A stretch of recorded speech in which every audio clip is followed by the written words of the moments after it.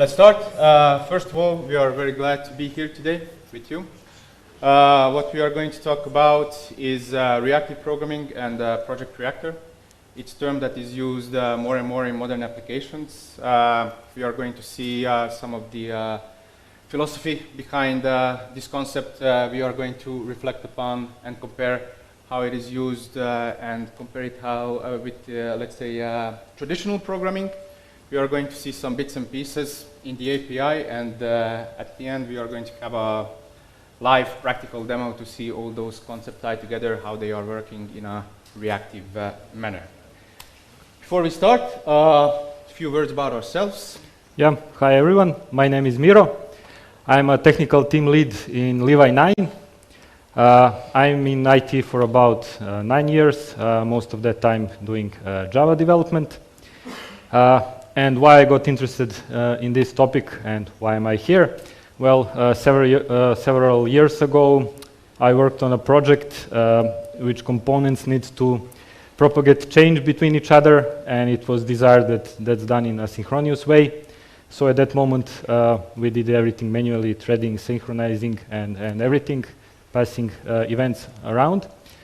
And in recent years, when term reactive programming became popular again, I became interested again in it and wanted to see how I can implement it in my current project, in my current microservices, let's say.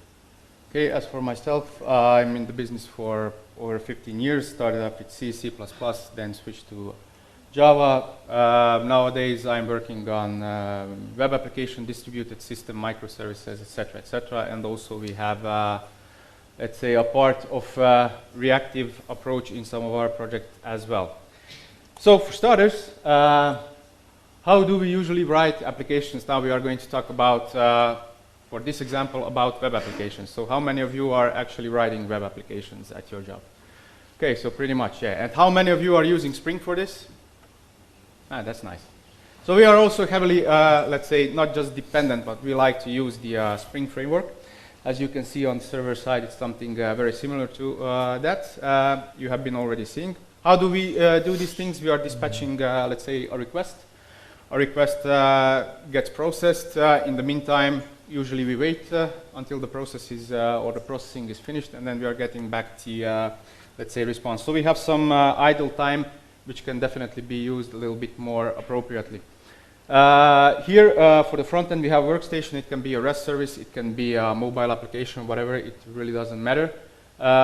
We put it, the dotted lines there because usually we are writing now single page applications, so it just fires up a request and forgets, just doesn't wait for it.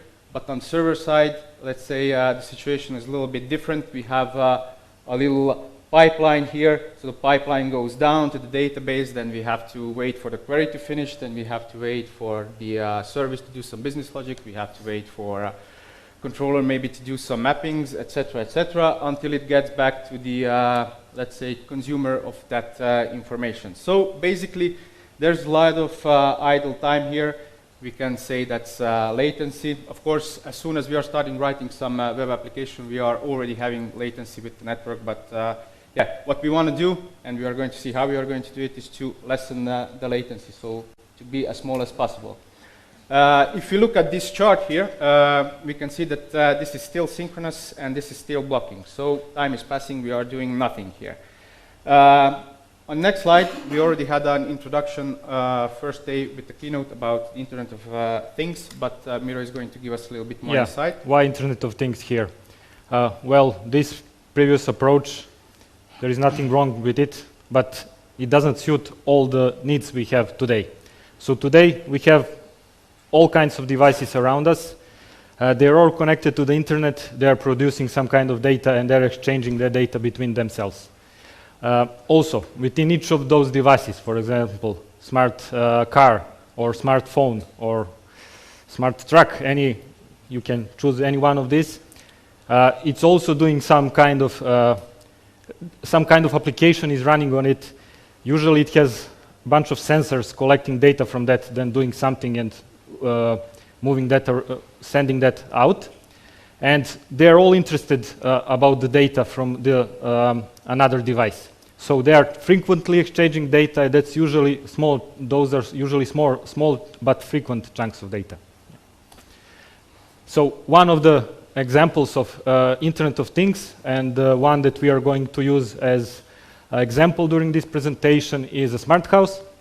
So in smart house, we have also a lot of appliances, a lot of sensors. And the example that we are going to use is made of a temperature sensor that's constantly reading temperature on several places in the house, and it's sending out that data. And then we have different kind of appliances, air conditioner or heating device that should trigger based on how the temperature changes inside the house. So what we have small but frequent chunks of data, for example, flowing from the temperature sensor, and that's no more human-generated data. So user didn't came to the site, clicked, and that's it. Maybe next click will happen after 2 hours, but it's constantly flowing, so it's non-human-generated data from the sensor. And in that case, that traditional approach with single thread and blocking design model, well, that's not always really suited for this kind of applications. So we could have something sending out data constantly, but another thing is we can have a mobile device, mobile phone or a mobile watch, even more and more these days. It can record some kind of fitness data, for example, heart rate, and then when we come home, that needs to be synchronized to our PC or smartwatch or anything else. And yeah, today we have a Raspberry Pi available really cheap.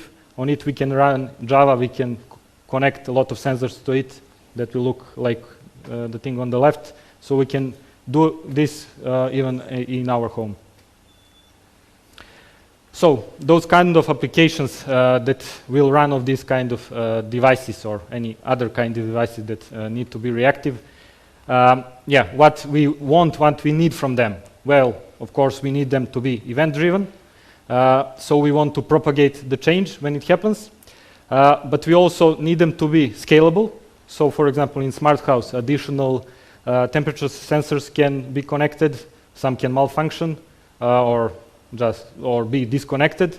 So or start producing more load, sending out more data than we anticipated. It also needs to be fault tolerant or resilient. So device can malfunction or can send out an error. So we need to take care of that also. And we also need low latency because we are getting events frequently and we need to process all that. So what we need from those kind on what those kind of applications need to react? Well, they need to react to events. Let's say that's correct data, but they also need to react to when the failure happens. They need to react when load goes up or goes down, and still, of course, to the user actions. Okay, so the example we are going to show you today is actually what Miro explained, temperature sensor. They are producing the data. We have to process that data and act upon the result of the processing accordingly. So if we would do it in a, let's say, standard threaded way, this is something we would have. We would have some threads which are actually, let's say, mimicking the temperature sensor to produce the data. We would have some shared storage, and we would have some other thread which would consume the data. And of course, when we are dealing with multi-threaded programming, we have different kind of problems we have to think of. So just few things here. First of all, we have to think about the data structures we are going to use. We have different kind of thread safe data structures which are blocking, non-blocking. If they are thread safe, they are going to have some lock in them. So we are having, let's say, sort of an unsafe data access. On the other side, we also have to think about synchronized blocks. So if you are having more than one threads running, executing, one thread is inside of the synchronized block, all the other threads are coming. They are checking, okay, can I access it? No, I cannot access it. Then they are waiting until it's, let's say, accessible. And depending on how much, let's say, code we put into the synchronized block, a lot of operations can be pending. Again, if we split up the synchronized block, then we have double checks, etc., etc. Of course, we can use let's say, some new constructs from the JDK as well. We have the future, but the future is also blocking with the get method. If we have more than one threads, we are only going to be as fast as, let's say, as the slowest thread is. So if we have 5 threads, every thread is finishing below a second. The last one is, let's say, lasting for 5 seconds. We have to wait for it to finish. Also, if we are using those constructs, we are adding more footprint to the memory. So we are wrapping our objects, we are adding more footprint. We already had today a presentation about the garbage collector, so we are going to invoke the, let's say, activation and posing the processes which are currently executing inside of the JVM. So what is the problem with this? We have to think about too many things, yeah? So we have to think about our domain problems, how we have to solve something which is actually, let's say, important for the business. And from the other side, we also have to divide our attention how we are going to actually code this. But not everything is so bad. We have, let's say, some solutions. So this is comforting. We have to keep calm, think a little bit differently than we have done so far. So we have to get out of our comfort zone a little bit. So we have to put object-oriented programming, imperative programming a little bit behind, and use some nice constructs which are here for us for over, let's say, 20 years. We have the Reactor Pattern, we have asynchronous programming, we have event-driven programming. So we have to, let's say, leverage the power of these, let's say, things which are put to our disposal. So what we don't want to do, we don't want to have some processes which are waiting forever, and if they are getting some data, they are going to do something. If not, they are going to be idle. Processors are switching, contexts are switching, so that's pretty bad. We don't want to do those things. What we want to have is we want to have some specific handlers which are going to be fired up when we want to be fired up. So some event is going to happen. If we have a handler for it, then something is going to happen, a processing is going to, let's say, take turn, or if we don't want to, we're just going to pass it by. With reactive approach, we also have to cope for some of, let's say, some interesting things. Those are fault tolerancy, back pressure, and also micro-batching. We are going to talk about those things when we're going to mention the reactive streams. All in all, this is something of a combination of the concurrency, event-based programming, and asynchronous systems. So, Project Reactor, what is that actually? So to achieve this, we have several libraries available. The one that we chose and we are going to talk about is Project Reactor. Project Reactor is developed and maintained by people from Pivotal. It's a foundation library for JVM. And it's really good for doing reactive programming inside the single process, inside the single JVM, but it also supports reactive programming for microservices, so between several microservices, several JVMs. So it helps us, or our service, to efficiently and asynchronously pass messages or data within it or between each other. Current version is 2.0.5. This version brought almost fully implemented reactive extensions for streams. Previous one didn't have that. So this one is a big step forward. So all in all, what's the reactive programming? Well, that's not just this library. It's style of programming. We want things to be asynchronous, and we want them to be non-blocking. And we don't want to be the ones that will request the change. We schedule something, and on 5 minutes we ask, do you have something for me? We want to propagate the change throughout the system. So the component has some data, it sends it out, the other one is subscribed to it, and it will receive it because of that. So it won't request data.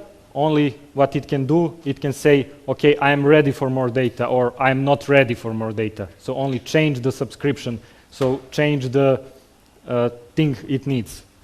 So this is good for applications that need high throughput and that are performing reasonably small chunks of stateless and asynchronous processing, so processing shouldn't be large. So if we have some processing of some huge files, megabytes, gigabytes, that we need them whole and we need to process them at once, then we should think about this. Do we want this? Okay, so what we have talked about is how we are going to achieve all these things and how we are going to achieve low latency with Project Reactor. First of all, that's efficiency, and efficiency is actually depending on some of the things which we are using in Project Reactor. So first is we are using some of the smart structures. So that was something we have mentioned in the threaded model. There are a lot of smart people out there. One of the smart structures which is heavily used in the Project Reactor is the disruptor ring buffer. You have a lot of documents on that, so we are not going to go too much into details there. But with that data structures, the dispatchers inside of Project Reactor can achieve several millions of, let's say, events on commodity hardware. We are going to talk about that when we talk about dispatchers. Garbage collector and memory. So again, what is happening here? We are trying to achieve as, let's say, to make as less possible footprint in the memory. So how we are doing this? We have a nice little, let's say, object in Project Reactor. It's called event, and it is managing all the heavyweight objects for us. It's something like a context for Spring. So it is managing for us the streams. It's managing for us the dispatchers. And it's doing that during startup time. So it's not doing that during the runtime to add additional footprint, but it's doing that on startup time. And we have little small lightweight objects which we are using, let's say. Yes, sorry, just you said event, it's environment. Environment, yeah, sorry, I stand corrected. On the other hand, we have the coping with the overflow. So this is where we actually are using let's say the back pressure, the situation with micro batching. So we are only going to take as much data as we can process. And we have to think about, if we again check out the example with the temperature processors, if we are using small chunks of data, if we are let's say losing 10 or 100 of data, we know how sensitive our system is. If we are losing, let's say, that's also fault tolerance. If we are losing some of the data, it's not critical for our system, so we can still cope with that. And at the end, we have the asynchronous flow. Of course, this is non-blocking. We have talked about all these good sides, so we are just going to skip that. Okay, one of the patterns which Project Reactor is also using is the Reactor Pattern. Reactor Pattern was, well, it's here for a long time, and it was used mainly for coping with problems with blocking I/O. The pattern has 4 main components. The dispatcher has the selector, that is the multiplexer. It has a handler, that's the selection key, and it has some event handlers. So we are going to see how they are actually working together. So at the beginning, the dispatcher starts up the selector, and the selector is waiting for registering some kind of connections. When the connection arrives and it registers itself, it also registers with a handle. The handle is just going to say, for this specific kind of connection, they are, let's say, ready and registered operation for example, read and write. So every connection which is going to come, it's going to register itself with a specific handler. And that information is going to be passed and available to the dispatcher. On the other hand, at the same time as they are registering, we also have specific event handlers which are also registering inside of the dispatcher, saying that for a specific event, which is going to come from the demultiplexer, the selector, there is an available or there isn't an available event handler. So how does this actually work? The upper part with the selector, handler, and dispatcher, this is one trend, this is synchronous. So it's going to continuously ask for the selector, is there anything ready for me? Are there any events there that I can process? If there is at least one, it's going to go to the dispatcher. This dispatcher, based on the handle, is going to check, do I have an event handler for this kind of event? If there is, it's going to fire up the event handler. Now, the event handler can be implemented, let's say, in two ways. It can run in the same thread, and then we have a problem because up there everything is synchronous. We have to wait for the event handler until it finishes. So in the meantime, the dispatcher cannot do anything else. Or we can put the event handler to a specific thread pool. So every event handler which is fired up is actually executed in a separate thread. And the dispatcher has the time and the processing power to check up on the selector continuously to see if there are other, let's say, available events for it. So this is something also which is used in Project Reactor. And we can see now how the dispatchers are working, how they are utilized. Yeah. So in Project Reactor, since it's using the Reactor pattern, we have different kinds of dispatchers supported. These are some of them. First of all, we have the synchronous one. Well, this maybe sounds weird. We said we want things asynchronous, and now we have a synchronous dispatcher.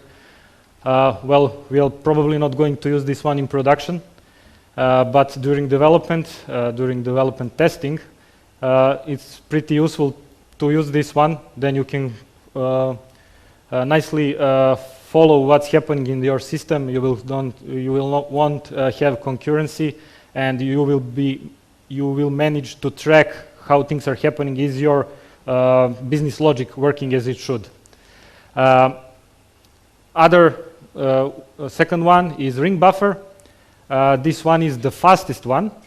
So it's asynchronous, of course. It's running in separate thread, and it can handle about 10 to 15 million dispatches a second. That's even on commodity hardware. The thing about this one, it's running in single thread. So because of that, it supports ordering. So if we want to dispatch our events in specific order, then this is the one to choose, and you will see for one way of working, you must choose this one. And other two, for example, are work queue dispatcher and thread pool dispatcher. These are multi-threaded, but yeah, because of that, they don't support ordering, and with them we have concurrent execution. So there are two ways of propagating change when using the Project Reactor. First one are events, or using the event bus. So event is something that happened in our system.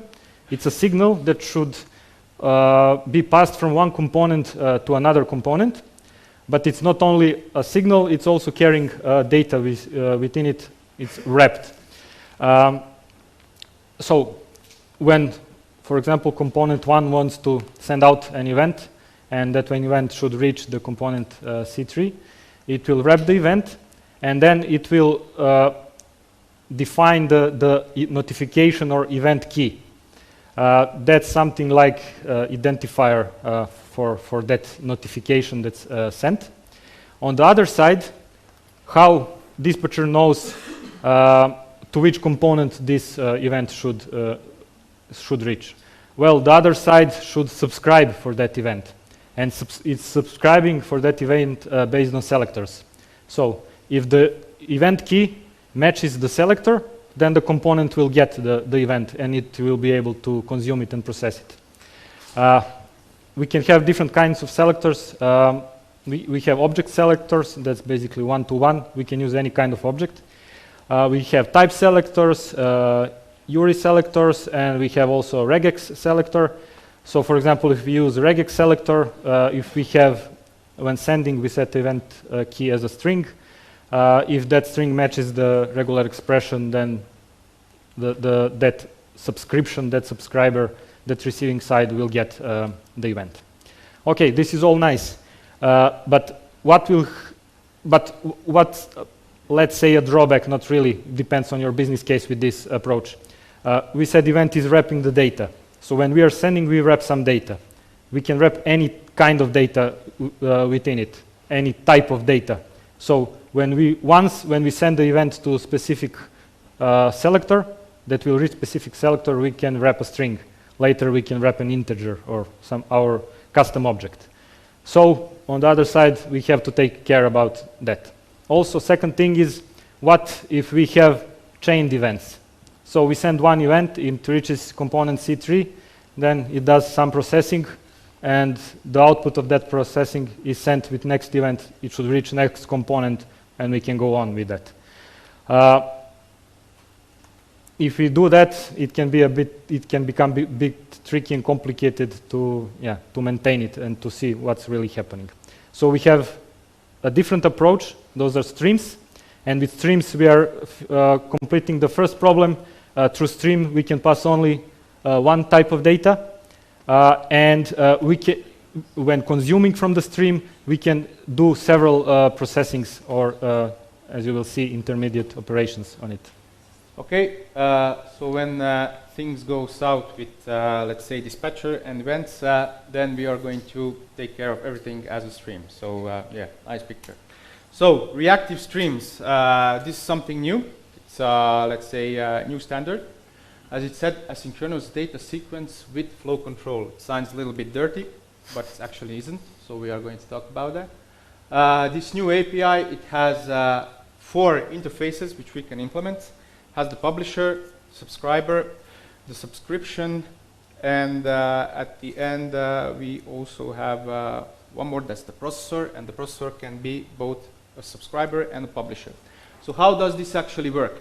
We have the publisher, which is firing up some of the events, and of course the subscriber is going to subscribe to it using the subscription. And the subscription is the key here, because we can have 2 kinds of subscriptions in, let's say, using Project Reactor. One is hot subscription, the other one is cold subscription. So if we say we are going to use a hot subscription to the publisher, that actually means whatever data you have, you just pass it on to me. I'm going to receive everything you have. I'm sure able to process every event, every signal you are sending me, so there is no problem. On the other hand, we have the cold subscription, and that's something which we are going to handle the back pressuring. Through the subscription, we are going to send the publisher, okay, we can only handle 10 events at a time. So if you are sending me events, you have to make sure you are not going to send more than 10. If I'm going to lose those 10 events, as we said, that's not critical to my system. I can just discard it, and yeah, there is no problem here. As far as the streams are concerned, it's not exactly the same as the streams in Java 8. So the terminal operation and the intermediate operations are, let's say, there are some differences. Also, how it handles the data, there is also a big difference there. That's, let's say, a different kind of topic. Streams themselves can be hot streams or cold streams. So for hot streams, we have, let's say, like we can look at them as unbounded data structures. So the data is coming from 0 to n. We are actually never going to know if there is going to be an end to it. And examples for that are user interface events, or I don't know, Twitter feeds, or for example, as we are going to show you, sensor feeds. It's just feeding the data, so it's never ending unless it's mail functioning, something like that. On the other hand, for the cold streams, they are bounded data structures, so we can look at them as lists, iterable, so we actually know that there is going to be an end to the data which is going to come from it. And for example, we have input-output reads from file system, from sockets, or for example, we have database queries, so if we put a limit to it, return me 100 data, or whatever we want to say, yeah, we know that we are going to get a fixed amount of data. We can do conversions from hot streams to cold and vice versa. That's something also we are going to show you in our demo. Functional reactive programming. Functional reactive programming, yeah. Who is doing Java 8? Yeah. Using Java 8? Well, not a lot of people. That's a start. It's nice. In Java, we started functional programming with the introduction of Java 8. So Java itself, not languages which can run on the Java virtual machine. It became a trend, so we are using it through lambda expression and functional interfaces. What does this actually mean, and why is this actually good? Because the little bits of code we are writing in a functional manner, we can plug it in different kind of places in intermediate operation in the streams. So I can put something, let's say, at the beginning, some filters, I can put them at the end, and they are going to give me different kind of outcomes. So what's good there is that I'm writing code once, and I'm so writing less and doing more, yeah? And we can actually, let's say, consider those functional executable pieces as first-class citizens, just like data. Some of the functional interfaces we are using most, let's say, extensively are the predicate, the supplier, and the function. And again, this is not the same as it is in Java 8. Project Reactor is backward compatible with Java 7. And in Java 8, for example, if you take a look at the predicate, it has the test method, it returns a Boolean, but it also has some default methods like and, or, so we can actually take one predicate and merge it with another, so we can say, okay, if it's less than 10 and larger than 2, we can do things like that. In Project Reactor, this is just a bare functional interface with one, let's say, method. Let's see the components in Project Reactor, what we have to work with. So we saw different approaches, and basically based on that we have modules in Project Reactor. First one is, of course, core. It contains implementations of all different dispatchers and also processors. Also the functional artifacts that Zolt just mentioned.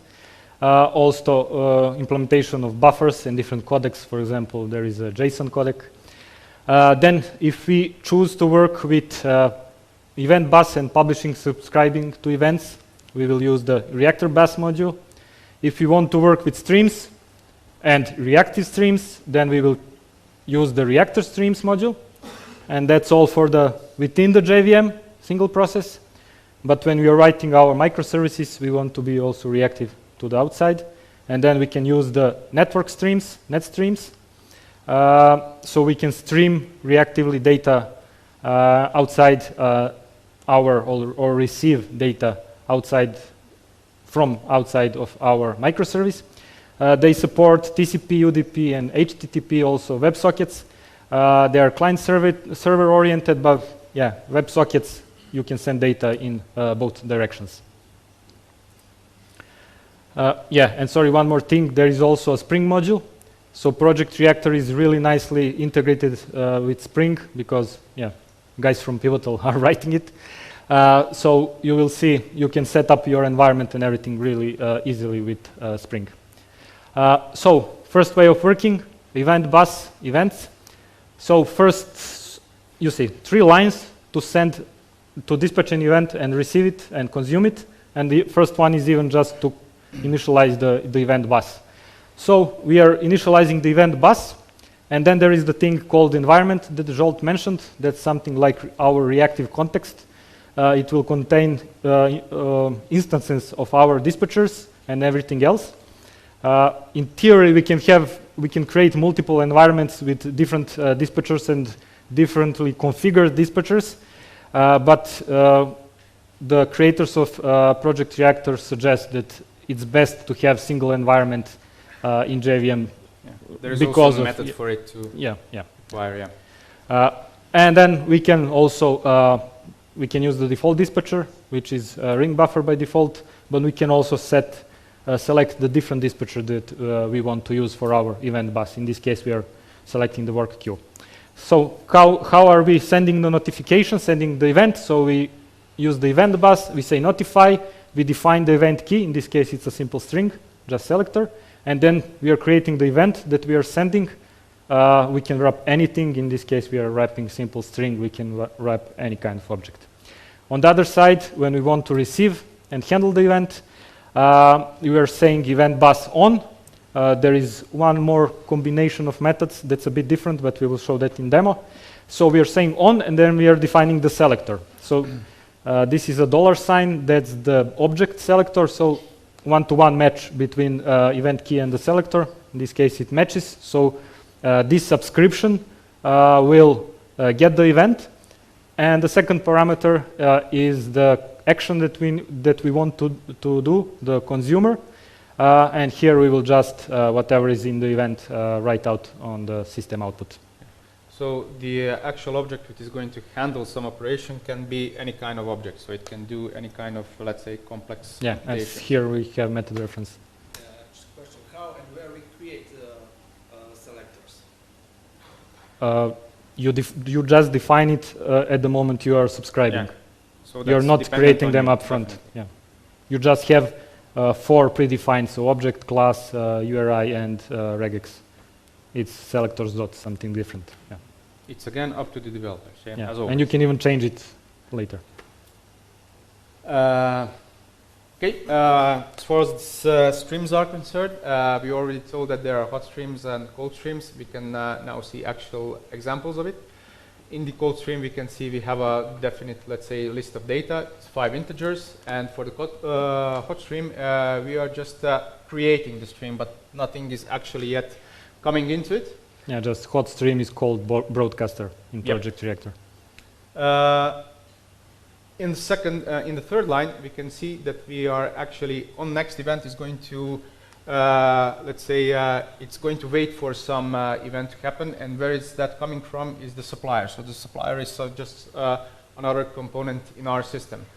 At the end, we can see how we are consuming. The consumption is the same for the hot streams and the cold streams as well. The actual consumption is started with the terminal operation, so that's the consume at the end. We are just printing out something. As we said, it can be any kind of user-defined complex object. And we have 2 terminal operations. One is the filter, it's getting predicates. The other one is getting, let's say, a functional. So it's what it does is just transform the data. It takes it and multiplies it with 1000.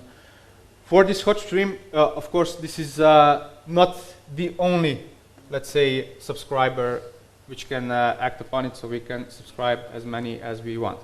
Yeah, and these intermediate operations that you put here won't affect the other consumer, so only this one. Okay, so there are some benefits, some drawbacks. Yeah, there are some additional benefits apart from one we spoke about. So it's fast data, it's really fast. It can dispatch over 15 million of events per second when we are using the ring buffer dispatcher. Other thing, so we can handle failures. So we won't pass through the streams and we won't get only the correct data that we are expecting. If exception happens, we can have a specific consumer on the other side, for example, that will consume that exception. It will go through the same stream. Or we can even do some terminal intermediate operation and change exception to something else, and then the final consumer will receive, for example, string. Something wrong happened. Yeah, so if you are using streams, we can also eliminate the spaghetti of nested callbacks, also partially with events, because if we are just having objects with hard references, one calling each other and so on, they're tightly coupled, so could be difficult to track. Also, if we are chaining too many events, we can get the same situation. So in that case, we should switch to streams. We have loose coupling, so the, let's say, sending and receiving side are not aware of each other at all, and they don't care about each other at all. They just know their subscription. The receiving side, it knows what it wants, from where it will come, who will send it. It doesn't care. Also on the other side, it just sends it, who will receive it, who will process it, no matter. And also defining runtime. All these subscriptions we can change in runtime, not only when writing the code and defining it in compile time. So we can change selector, we can pause the subscription, we can modify the subscription, the capacity for defining how many things from the stream it can process. So those are some additional benefits, but of course there are some drawbacks. Yeah, if there are good things, there are bad things. So loose coupling. First, we all know if we have loosely coupled components, we have problems with debugging. But yeah, not everything is so, let's say, great. We have an intermediate operation called log, which we can use after every intermediate operation in the stream, and we can see actually the outcome of that operation. So what is happening? or we can use the terminal operation. It's called debug, so it's just going to spit out everything, let's say sequentially as it processing the data from the stream. Change in runtime, that actually sounds nice, but if we are changing things in runtime and not paying attention to it, especially with selectors, then we are going to come to the situation that yeah, we are not actually aware how that data come from one place to the other place. So if you are not, let's say, logging things, so never forgot to log things, we are going to be in trouble, as we heard today also with the garbage collector. Just log things and yeah, be sure. At the end, too many different events, how to keep track. Yeah, this is an interesting problem. So we can have, let's say, more than one dispatcher in our system, and one dispatcher can embed another one, so it can call it. And we have seen for the dispatchers and for the events, we can, for the selectors, for example, use regular expressions. So if you're not taking care of things, we are at the end going to end up with a picture like this. So one dispatcher sending to the other, and the outcome is going to go to the third one, and the third one is going to call the first one. And yeah, then we just have one solution to start everything all over. So we have to be, they are powerful things, but we have to be aware how we are going to use them. Time is running short. Reactive extensions, or just shortly Rx. Just a few words here. You have the Git repository. What is Reactive Extensions? It's standard from Microsoft, and it was, let's say, done to put a standard how to write and build asynchronous event-based application. So a set of standards. We have here libraries for JavaScript. The referential library for Java is RxJava, and I think it implements most, over 20% from the standard from Microsoft. It's a little bit different than it is, let's say, for Project Reactor. This is an observer pattern on steroids, something like that. Yeah, there is a nice slide on Project Reactor page that compares them. Yeah. A lot of things going on there, so you can check it out on the actual repository. We are not going to spend too much time here. Also, major players playing around with reactive extensions, reactive programming, the whole concept of it. Oracle, Twitter, Pivotal, of course, TypeSafe, Netflix. If somebody is doing microservices, they know that Netflix API gateway is actually done in the reactive manner. At the end, the future, what's happening currently, you can check out on their, let's say, GitHub repository. There are commits basically every week, at least last time I checked. And the future for the project, well, exactly for the reactive stream, is that they're already, let's say, undergoing work with people from Oracle to include the reactive streams into Java 9, which we are going to hopefully expect next year, somewhere in September or October. Hopefully. Hopefully, yeah. And now we are going to get our hands a little bit dirty. Yeah, we are going to see the code, but first we are going to show the process, yeah? Okay, yeah. Good. So demo. Our demo is about smart house, about temperature sensors that are constantly sending out data, about appliances in the house that should react to that. So we have some smart house logic in the center, that's the core. Then we have two or multiple temperature sensors.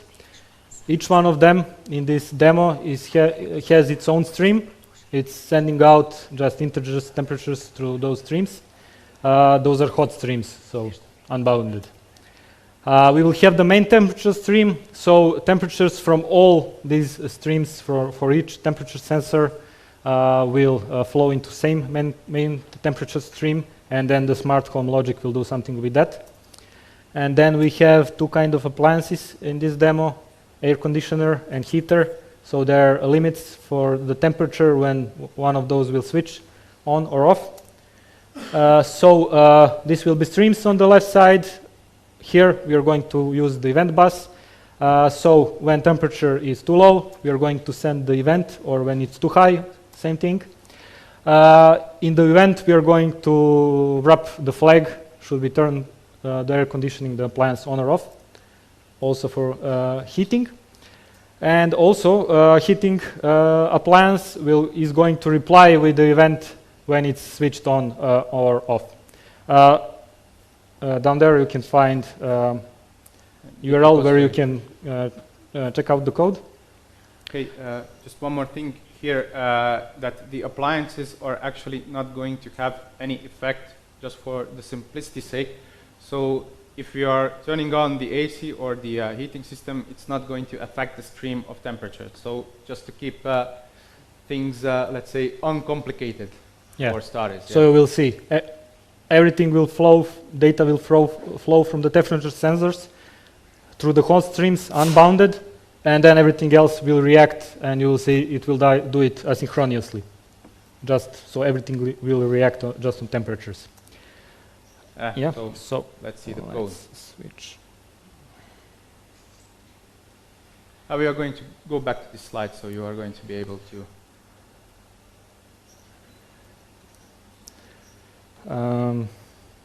No, I don't see it here. You can see the code, last lines. Yeah, no? Yeah, let's do Should we make it larger? Is it visible, readable? It's okay. Okay. Nobody's saying anything, so it is. Yeah, that's good. Yeah. So first, let's start from temperature sensors. So we need temperatures. For that, we created the temperature supplier. The implementation is not important. So when we call get, it will give us a random temperature. It's not completely random. It will try to generate real life temperatures. So +1, -1, so it looks real life. Then we have temperature sensor. Every temperature sensor instance will have its own temperature supplier. So we will have different temperatures from each temperature sensor. And it will have its own broadcaster, its own hot stream to which it will push the temperatures. And then when we initialize that temperature sensor, it's going to start up a timer, and every second it's going to push a new temperature from supplier into the temperature stream. So as you can see, broadcaster, a hot stream, and on next it's just getting the next measurement. Yeah, and it's going to return that stream so we can use it. Hey, also to simple appliances, the cooling unit, it's nothing much going on here. The commented part we are going to discuss a little bit later. What we have here is the event key, which we are going to use as a selector for the event bus. And for the event bus, we are just registering this element. So as we said, not just going to be something like system out print line, etc. And in this case, it gets an event of type Boolean. As you can see, it's wrapped up here. And the selector key is given over here. And what it does, it actually just logs this information. And the registration object, we are going to have a little bit, few words about that a little bit later. Sorry. The header is a little bit, well, it's not complicated. It just has a little bit more lines. The difference is here. Let's say we are emulating here some time, 5 seconds, for the appliance to actually heat up, to start working, something like that. And at the end, we are actually, let's say, giving back the status, so as a string, which we are going to push into another stream to show it on the front-end part. So we have different kind of reactive components in the back end, in the front end as well. Yeah. Now we need to configure the Project Reactor. Since, I said it's nicely integrated with Spring, this is a Spring Boot application, and you can notice the enable reactor stream up there. Enable just reactor, sorry. So what this will do, it will create an environment for us with the configuration, reading it from the configuration file we provided. So we don't need to do anything about it, and then we can just inject it where we need it. So in this example, we will create one event bus using that environment, and we are going to set the dispatcher to work queue dispatcher, and also we are going to create one hot stream for as a main temperature stream. Now what the application will do when we start it up, it will first install one temperature sensor, one air conditioner, and one heater, and then it will sleep the main thread for 40 seconds. and you will see everything will keep working.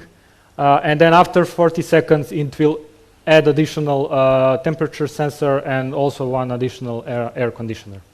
And now the smart house itself, and so the logic that we want to implement. So it scales. Yeah, it scales. Yeah. It has 3 utility methods. So to create a new sensor, just initialize instancing temperature sensor, not doing anything else, and passing temperatures to main temperature stream, and also creating instances of AC and heater. Name is just to name the appliance, so we can make a difference. We have defined, yeah. And now about the streams part. Okay, so we... Sorry, one more. You will notice this meta broadcaster that's not connected to Project Reactor. It's atmosphere push libraries, because we are pushing everything to the front end. Yeah, it's going to UI. Yeah, it's a JavaScript library, so we are going just to ignore it. Yeah, JavaScript. Yeah, just ignore it. Yeah. So we have what we are doing. There's 4 things. First, we are going to get this string current temperature. The main temperature stream we are getting with intermediate operation distinct until change. We are consume it. As we said, we are starting, let's say, processing the stream when we are starting to invoke the terminal, let's say, operation. So not much going on here. We are logging the information and sending it to the meta broadcaster. Average temperature, Miro? Yeah. So we were just logging the current temperature. Distinct until change is one of predefined filters. So you will, if the next thing that's flowing through the stream is different from the previous one, then this consumer will consume it. Then we also want to show the average temperature. So here we are using the buffer. So we are saying only when we get X number of data, then consume it. Yeah, so we are using the... Yeah, this part here, the buffer, so this is, as we said, it's a broadcaster, it's a hot stream, and we said that we can convert them from hot to cold. With the buffer, we said, okay, we just limited the data, so we have turned this into a cold stream. So we are only going to get a stream of 10 elements here, sorry. Yeah. And then we are going to consume. So what we will get here, here in the consumer, we will get list of integers. And then, just for sake of demo, we are going to combine with Java 8 streams. So we are getting that list, getting the Java 8 stream, mapping to integer, getting the average, double value for average, and logging that, and then pushing to the front end. Okay, after that we have the switching on of the appliances. The AC and the heating is almost exactly the same, but heating part has one more additional, let's say, set of data. So just to go through pretty quickly, we have the conversion, mapping the data, map it to integers, calculating the averages, getting as double. Then we are doing, let's say, some checkings, and at the end we are consuming this data. We are sending it to the event bus, to the event key, which is defined for the heater. So it's the one, that's the event handler. If you remember the reactor pattern we have talked about at the beginning, that's the event handler that's going to be fired up for the event, which is of type Boolean.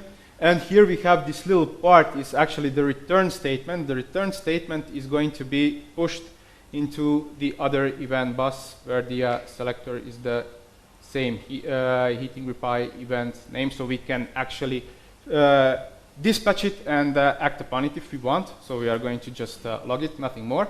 And also the data is, so the heater status is also pushed to the broadcaster, and it's going to be picked up from the front end, and we are going to see some, maybe not some nice, but cool features. Okay, let's start it up, and let's show the console. Yeah, it started up half an hour ago, so it should start again. Yeah, so you can see it's logging the current temperature. It's not blocked now, just the temperature didn't change, so we didn't consume it. That's the intermediate. It got 10 operation. values, but it logged 4 because the ones that were same were not logged, not consumed. And then it consumes the average temperature. So this is a Spring Boot application, and you cannot see still the part that it's actually started because we have put a thread sleep for the second. So Yeah. actually everything is running, even the main thread is, let's say, blocked. Yeah, and temperature is now pretty high, 27. So switching here it is. AC Samsung, let me pause it. So this line here. So it got the average temperature that's too high, it sent an event, and then the air conditioning is on.